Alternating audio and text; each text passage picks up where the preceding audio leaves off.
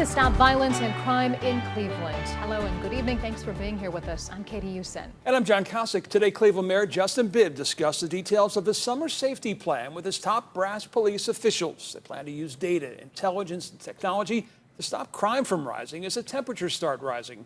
And they say putting the brakes on crime starts with traffic enforcement. It is something that the residents have asked for quite some time. Council has asked for it.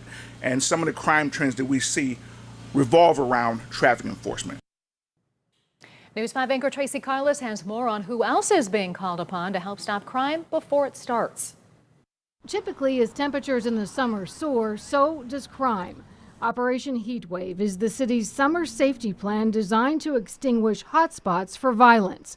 There's increased traffic enforcement, warrant sweeps, focused patrols targeting hotspots and trends, a fast response car responding to the most serious crimes, and then quality of life issues, 12-hour shifts, violent crime reduction details, local, state, and federal partnerships are all part of the plan, but that's not all. Reverend Dr. Vincent Stokes II is taking steps to help stop crime in Cleveland. We have to meet our youth where they are, so they are out in the streets. He is one of the clergy that makes up the Mount Pleasant Ministerial Alliance, one neighborhood group being pressed into service as violence interrupters in hotspots across the city. Youth don't necessarily want to be in the streets, but they feel like they have no other options. With resources like employment opportunities, mental health resources, as well as drug and alcohol help, the city and police are looking to neighborhood groups as a potential solution. It's no one unit that will get everything done.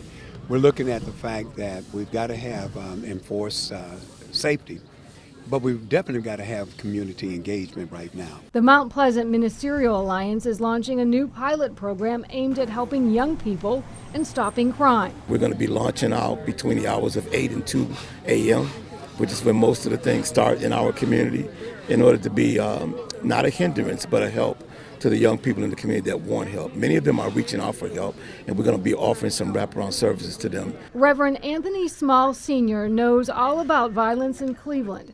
He was a Cleveland police officer for 35 years.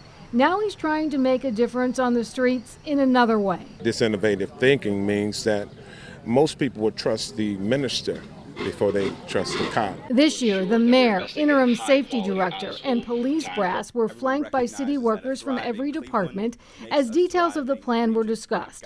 They say they are enlisting every city department to keep crime under control, as well as the community and clergy. We're in the business of radical reach out. Reaching one youth at a time. I think it's an amazing start. Operation Heatwave kicked off on May 1st, and officials say it will continue for the rest of the summer. In Cleveland, Tracy Carlos, News 5.